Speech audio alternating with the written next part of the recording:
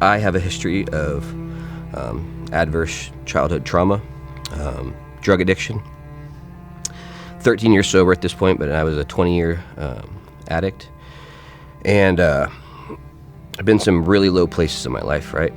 And I know that our industry tends to attract people like that. And I know there's a bunch of untold stories out there,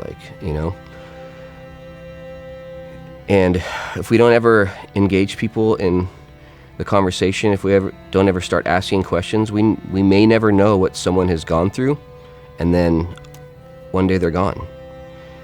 And so for me, now being in a position of leadership, it's extremely important for me to be vulnerable, for me to share my story, especially to apprentices that may be coming in, with mental health issues, with substance abuse, active substance abuse issues, and for them to see me elevate to this position of leadership and have gone through just the darkness and depths of that addiction. And, I'm a three-time suicide attempt survivor.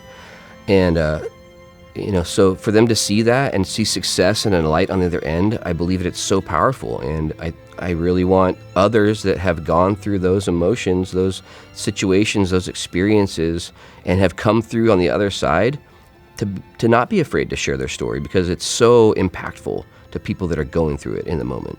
Yeah, I often, think back to my last attempt. I was at the tail end of my 20-year addiction.